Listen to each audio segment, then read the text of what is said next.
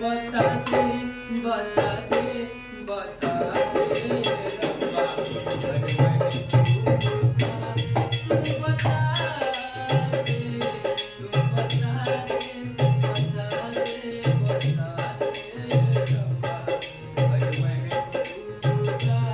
तू बता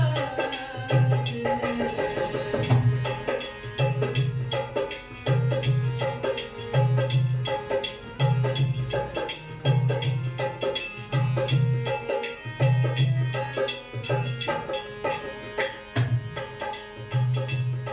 रूप हाथे आलू जैसे तारा के हूँ चांद सूरज आसमान के आँख सागर समा मीठे